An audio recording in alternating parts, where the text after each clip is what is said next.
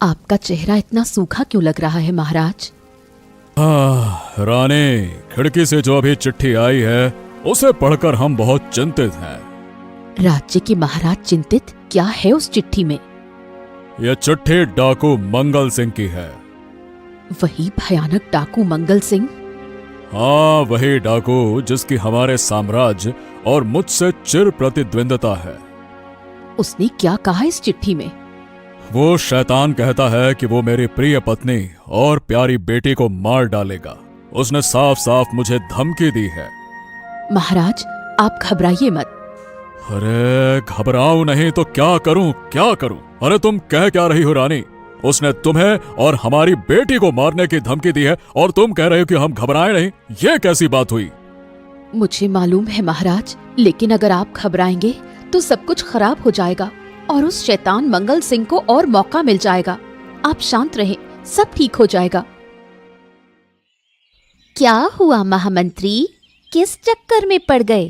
खा गए ना चक्कर? वो यानी मैं गलती कर बैठा था, माफ करना। तो आपने क्या गलती की महामंत्री? ओह, तो आजकल महामंत्री भी गलती करते हैं। पहले तो मैंने आपको राजकुमारी समझ लिया था।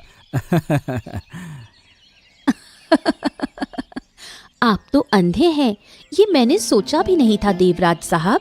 राजा साहब ने ऐसे अंधे व्यक्तियों को महामंत्री बना दिया, यही सोच रही थी मैं। देखिए, अब गलती तो कोई भी कर सकता है, इसमें क्या कह सकते हैं। शायद आप गलती ज्यादा ही कर लेते हैं। मतलब क्या? और नहीं तो क्या, दिन में एक जिंदा इंसान को दूसरे के साथ कैसे गड़बड़ किया जा सकता है? देखिए, आप राज परिवार की एक महत्वपूर्ण सदस्य हैं। आप महारानी की बहन की बेटी हैं। आपके मुंह से ये बातें ठीक नहीं लगती। और ध्यान रखिए, मैं इस राज्य का महामंत्री हूँ। मैं जो चाहूँ कर सकता हूँ। आपने मुझे अपमानित किया है और मैं इसका बदला लूंगा। अरे आप समझती क्या है? मैं आपकी हंसी को भूलूंगा नहीं। इसी हंसी ने मुझे अपमानित किया है, ये याद रखिएगा। अरे देखो, लोगों की क्या हालत है, देखकर दिल में हंसी आती है। क्या तुम ये बातें मेरे बारे में कर रही हो? हाँ, यहाँ तो कोई और दिख नहीं रहा। तो क्या कहना चाहती हो? थोड़ा साफ साफ कहो, उलझाने का क्या मतलब है?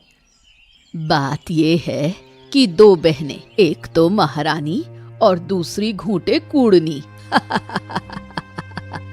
क्या तुम मुझे सुबह सुबह अपमानित कर रही हो? अपमान तो उन्हीं का होता है जो राजमहल में रहते हैं। निचले वर्ग के लोगों का अपमान क्या होता है? तुम कहना क्या चाहती हो?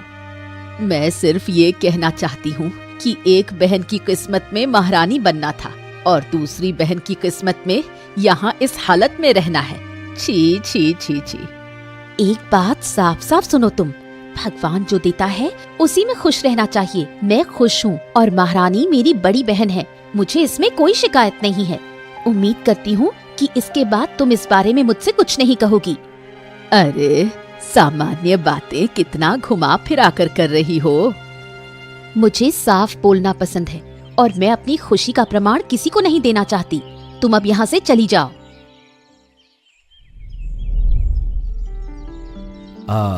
माफ करिएगा महाराज, लेकिन क्या है कि मैंने आपको कभी राजसभा में इतने गंभीर मुंह से बैठे हुए नहीं देखा। आज आप इतने गंभीर क्यों बैठे हुए हैं? क्या कुछ हुआ है क्या महाराज? हाँ, खबर बहुत अच्छी नहीं है महामंत्री। समझा नहीं महाराज, आप साफ साफ बताइए मुझे, बात क्या है? दरअसल कल रात तूफान और बारिश के दौरान मेरी खिड़की से कोई एक पत्र छोड़ गया। वही पत्र मुझे चिंता में डाल रहा है। अच्छा, और वो पत्र किसका था? और उसमें क्या लिखा क्या था महाराज? दरअसल वो पत्र डाकू मंगल सिंह का था और उसमें साफ साफ लिखा था कि वो महारानी और राजकुमारी को मारना चाहता है। इसके लिए उसने मुझे धमकी दी है। बस हाँ, इसी कारण से हम चिंतित हैं। ओह, तो ये बात है। ये पत्र तो सच में बहुत डरावना पत्र है महाराज। इस पत्र को पढ़कर तो ओ हो, वाकई में मुझे भी चिंता हो रही है। वही तो, अब आखिरकार क्या करना चाहिए बताओ, तुम्हारे हिसाब से क्या करना चाहिए? महाराज, राज्य की स्थिति के अनुसार हमें अपनी सेना को सतर्क रहने के लिए कहने की आवश्यकता है और हर जगह प्रहरी तैनात करने होंगे। सभी अनुचरों को भी सतर्क रहने के लिए कह देना होगा। अगर कहीं कोई संदिग्ध गतिविधि दिखाई दे तो हमें तुरंत कदम उठाने होंगे महाराज। ठीक है, तो इसी के अनुसार काम करो, ठीक है? महाराज, मेरी इतनी सारी बातें मान रहे हैं कि ये कर लो वो कर लो, लेकिन राज्य की असली स्थिति तो हम दोनों अच्छे से जानते हैं। हम जानते हैं कि सेना और अनुचरों के जरिए मंगल सिंह जैसे डाकू को पकड़ना मुश्किल होगा। इसीलिए इस मामले में आपका मुकाबला मंगल सिंह से कहीं ज्यादा मुश्किल है। मैं सोच रहा हूं कि मंगल सिंह के दल में चुपके से शामिल हो जाऊं। माँ, मैं बाहर जाऊंगी। मुझे पूरे दिन इस कमरे में बैठना अच्छा नहीं लगता। मैं आज बाहर घूमने जाऊंगी। नहीं राखी, तुम्हें कहीं घूमने नहीं जाना है। क्यों? मैं क्यों नहीं जा सकती? तुम बताओ। क्योंकि रात को अभी आपातकाल की स्थिति चल रही है। राज परिवार के लोगों को अभी बाहर जाने की अनुमति नहीं है। क्यों नहीं? पहले तो ऐसा नहीं था। पहले ऐसा नहीं था, लेकिन अब हो गया है, और जब तक ये स्थिति है तुम्हें ये मानना पड़ेगा।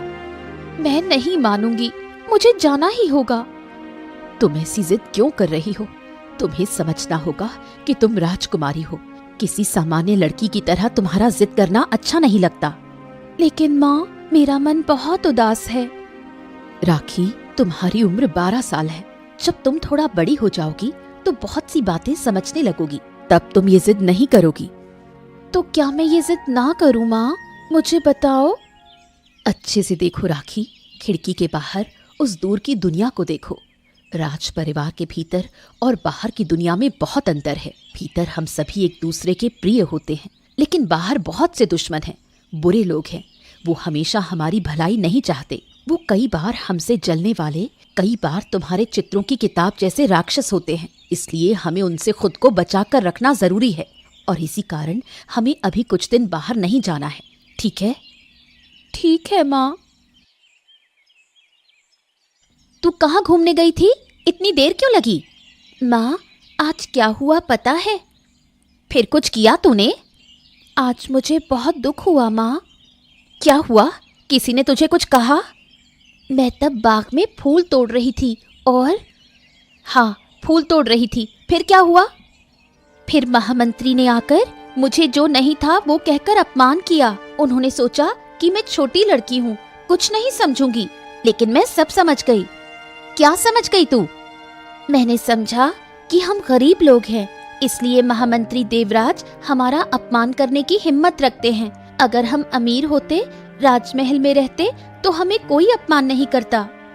दुखी मत हो पूजा। देखो, भगवान जो भी देता है उसी में संतुष्ट रहना चाहिए।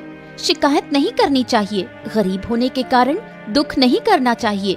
तू अब दुख मत कर, ठीक है? तुम एक बात याद रखना, मैं इसे इस तरह सहन नहीं करूंगी। फिर तू क्या करेगी? मुझे नहीं पता क्या करूंगी, लेकिन मैं इसे इस तरह सहन नहीं कर सकती। मैं तुम्हें पहले से बता रही हूँ। तुम लोग कौन हो? क्यों नहीं पहचान पाए महामंत्री देवराज? अच्छे से देखो, क्या तुम मुझे, वो डरावने डाकू सरदार मंगल सिंह को पहचान नहीं पा रहे हो?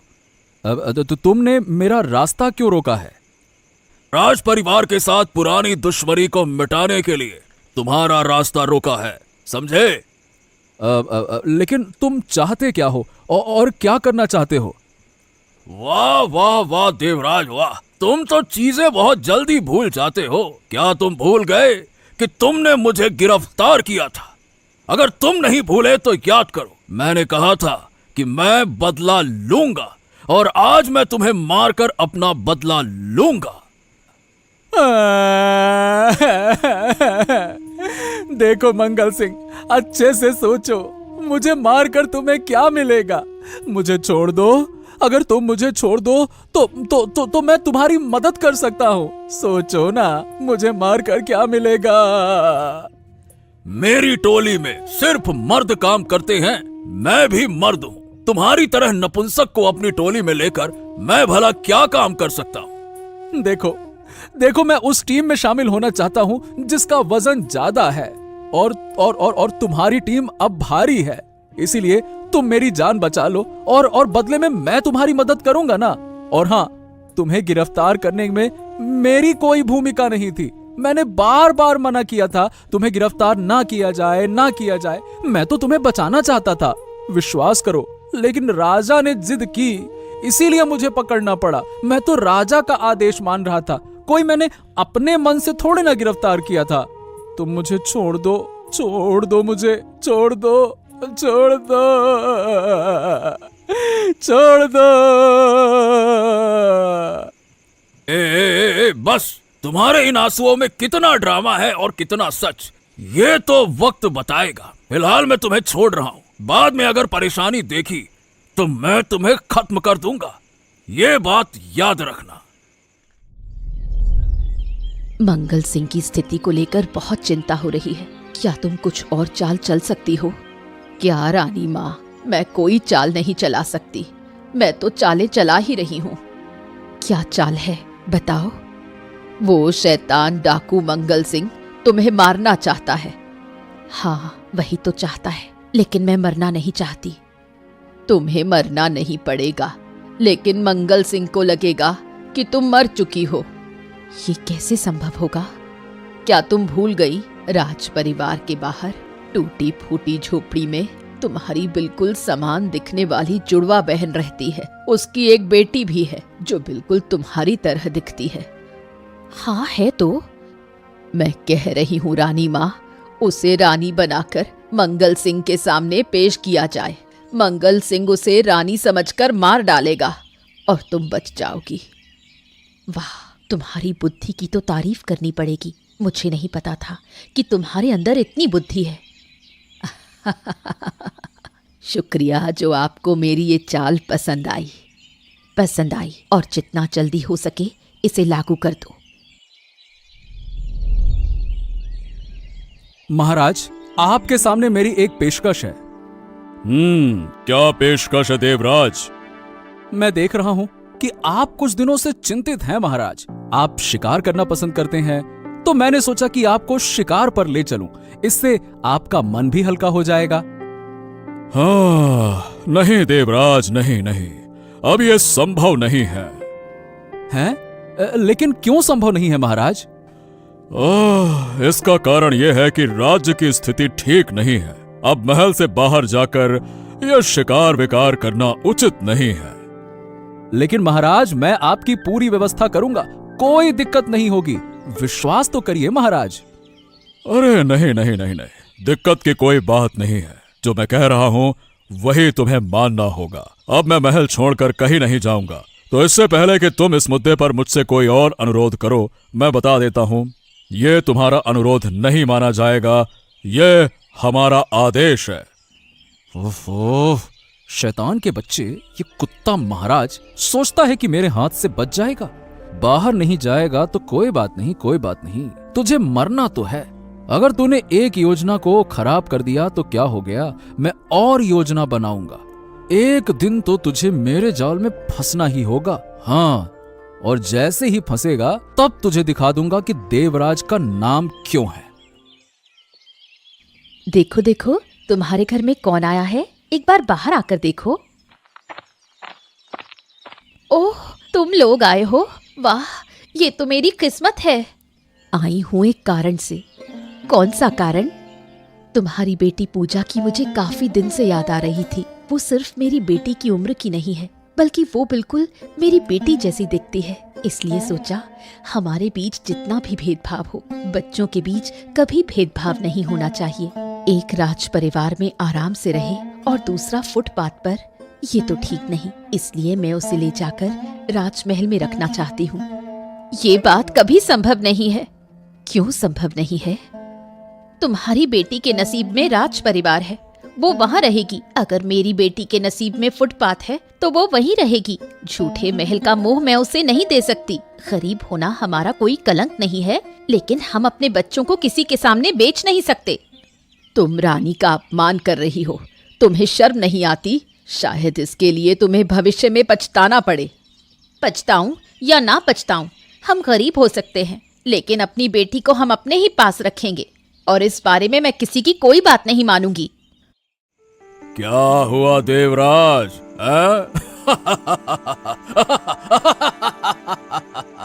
हमें पता था कि तुम वादे से मुकरोगे। जो इंसान नफरत में लहू पीता है वो कभी अपने वादों की कद्र नहीं कर सकता।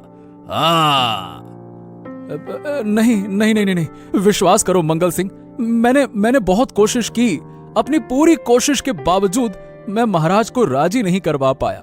लेकिन सुनो, तुम मुझे थोड़ा सा वक्त दो, मैं महाराज को तुम्हारे जाल में फंसा लाऊंगा। मैं वादा करता हूं। अच्छा, फिर से वादा? अब मुझे तुम्हारे किसी वादे पर भरोसा नहीं है, समझ गए? लेकिन बिना भरोसा किए तुम काम कैसे करोगे? मैं खुद जाकर महाराज को उठा लाऊंगा। अब मैं किसी और पर भरोसा नहीं करता, मैं खुद ही अपना काम पूरा करूंगा। अरे अरे अरे, क्या तुम पागल हो गए हो? जानते हो उस रास्ते में कितनी परेशानियां हैं? मुझे किसी भी परेशानी का डर नहीं है। जो मैंने ठान लिया सो ठान लिया, वो मुझे करना ही होगा। किसी भी कीमत पर मुझे महाराज चाहिए, मतलब चाहिए। ओफो, मैं भी महाराज को सजा देना चाहता हूं, लेकिन अगर तुम मुसीबत में फंस जाओगे तो मेरी राह मैं खुद देख लूंगा, समझ गए? तुम्हें इस बारे में सोचने की कोई जरूरत नहीं है। मैं आज ही अपना काम करूंगा। तुम बस ये याद रखना कि अब मेरा तुम पर कोई विश्वास नहीं है। क्या क्या क्या क्या वाकई में तुम मुझ पर विश्वास नहीं कर सकते? मैंने कहा ना, मुझे तुम पर कोई विश्वास नहीं है। मैं अपना रास्ता खुद तय करूंगा।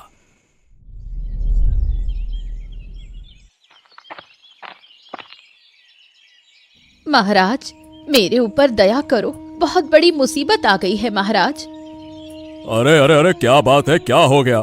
तुम इतनी सुबह सुबह दौड़ते हुए क्यों आई हो? महाराज, सुबह से पूजा का कुछ पता नहीं चल रहा है। आप किसी भी कीमत पर उसे ढूंढ लीजिए महाराज। अरे तुम ये क्या कह रही हो? मुझे तो इसके बारे में कुछ भी नहीं पता। मुझे भी समझ नहीं आ रहा, लेकिन महारानी कल हमारे घर आई थी बूढ़ी दासी के साथ और कह रही थी कि मेरी बेटी पूजा को राजमहल में लेकर जाएंगी। महारानी, तुम इधर आओ। तुम लीला के घर गई थी उसकी बेटी को लाने के लिए?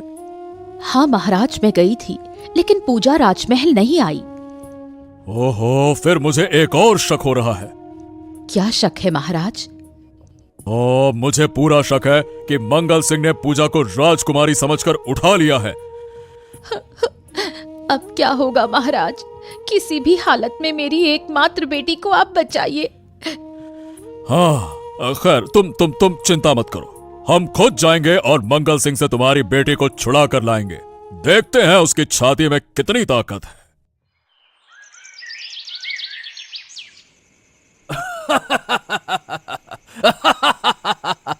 ये बच्ची क्या बोल रही है? सुनो, एक बार और बताओ, क्या बोल रही थी? बोलो बोलो बोलो बोलो।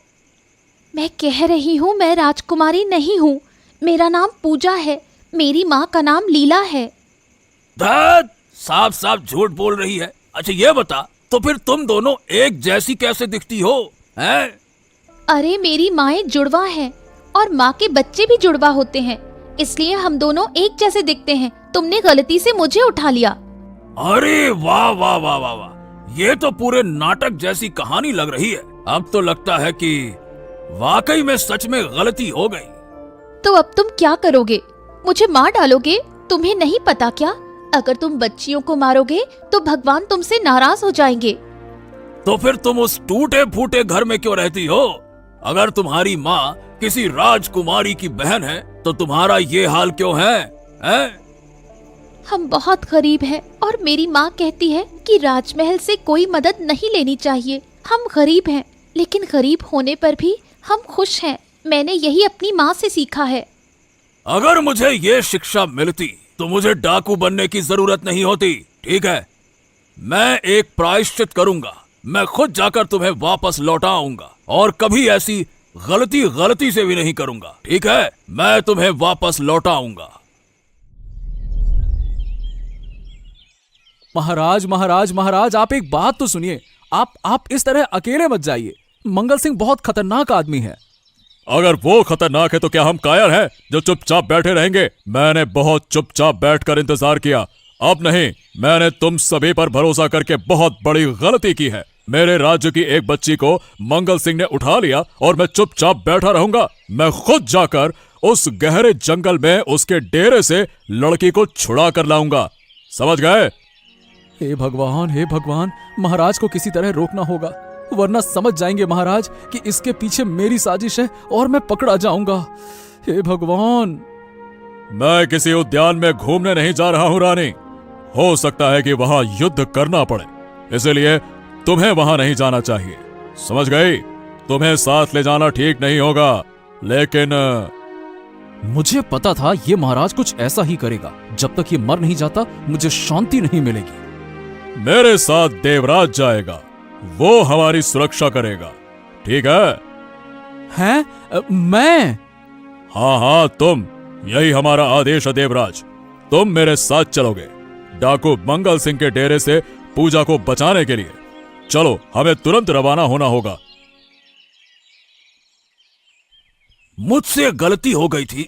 मैंने गलती से आपकी बेटी को उठा लिया था। अब मैं आपकी बेटी को पूरी तरह से सुरक्षित वापस लौटाता हूँ।